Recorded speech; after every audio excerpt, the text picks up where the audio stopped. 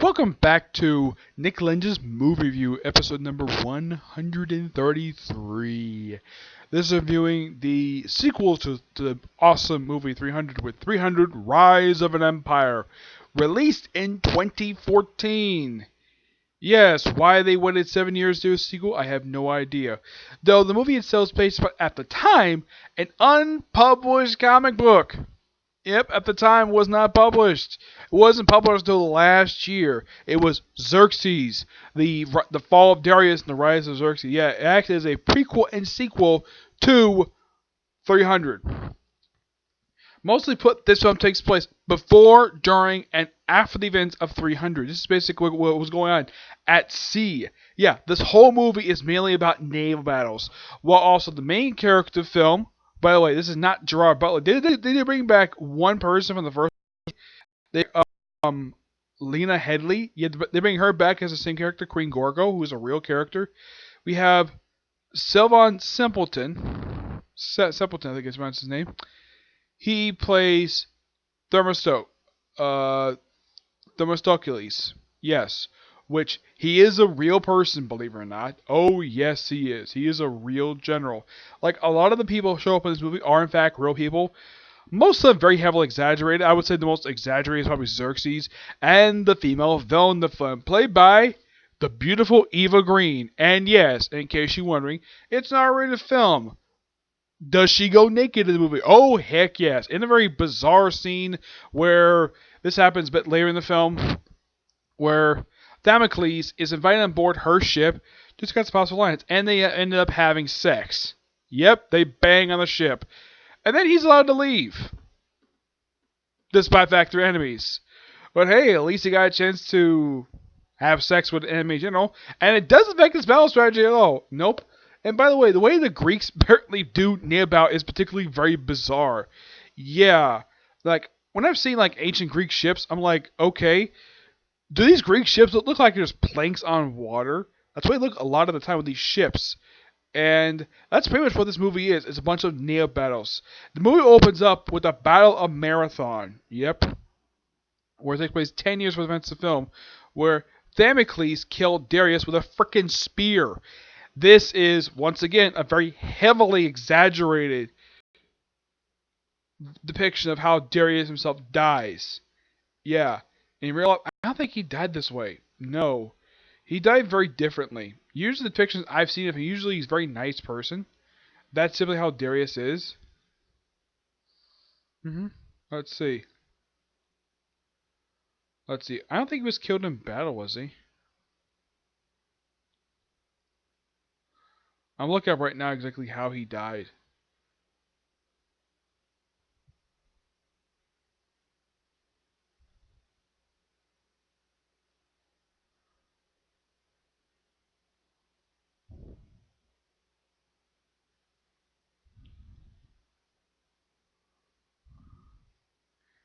Yeah, he died differently in real life. hmm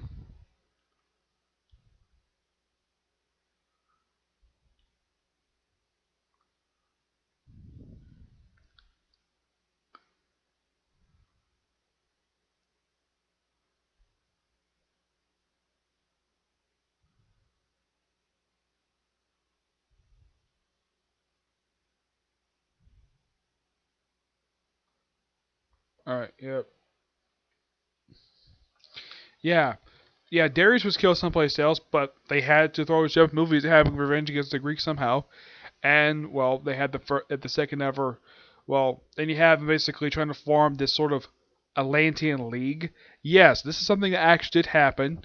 And despite the fact the movie does heavily fictionalized events of what happened in ancient Greece, the movie itself proceeds a pretty easily pace, and he tried to form alliance with Sparta 10 years later, and it turns out when by the time he arrives in the city of Sparta, King Leonidas has already left with 300 bodyguards.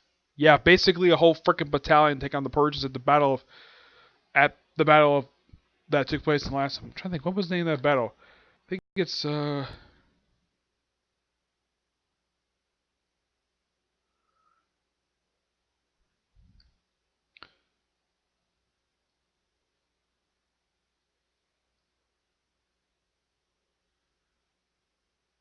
I think it's Thermopylae. Yeah, the Battle of Thermopylae, which took place on an actual like side of a mountain. Yeah, the place they picked in last sum where they had the battle, that is actually where like the way that where they picked and how the battle like, even though it was so heavily exaggerated, but that's the battle took place. Yeah, this is pretty much like a lot of native warfare. Yeah, the movie ends with basically Eva Green's character, even though she actually survived the war. But not much else to say about this movie. It's the fact it's really good. And well, I like the fact it focuses on a different character from the 300 from this era. But yeah, at least gotta praise the fact. Aside from like a few historical errors, the movie itself is just really good. It's just a shame that we waited 7 years for a sequel. Yeah, but that's probably a good period of time. Unlike in the case of Sin City, waited 10 years for a freaking sequel to that one. 7 years is not too bad. But yeah, it is something though that, in case you're wondering, the Zack Snyder, this fact has his imprints, his fingerprints all over it, has his style, everything. Did he direct this film? No, he didn't. He just produced and wrote the film. He wrote the script for the film. The film was directed by a man by the name of Nam Morrow. Yeah, that's the one who directed this film. Yeah. This is only his second film he ever directed. And the last no film he's directed. Yeah, because last thing he did was Watership Down. A miniseries. Yep, a miniseries. That was the last thing he did. He hasn't done very much. The guy himself is I mean, from what I can tell anyways, watching some, the guy is a very good director. And, well, not much else to say about this movie, just pure fun of a movie to watch. And it's exciting. Though, not as exciting as, let's say, 300, with over the top stylistic stuff. This one, it kind of toned it down a bit, but at least the story itself is interesting. And at least the way they pick 18 battles is actually pretty exciting. And if I read about them, yeah, it's pretty somewhat accurate. Despite the fact they do change some stuff here, the movie itself is pretty accurate to basically somewhat accurate to the actual historical events of the battles of. There's actually two aside from Battle Marathon, there's actually two other battles picked in this movie. It is the Battle of Armistinium and the Battle of Salamis. Yeah. Now, when they talk about here about an actual like Greek alliance, like formalized a unity of Greeks, yeah, that wouldn't happen until like a century later. hmm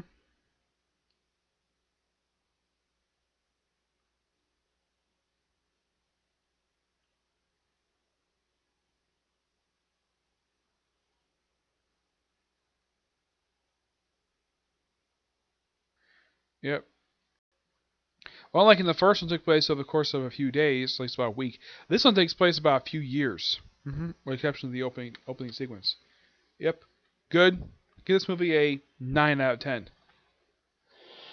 Excuse me. I know I may have missed some stuff, but the movie itself is just pure excitement. I highly just recommend just watching the film.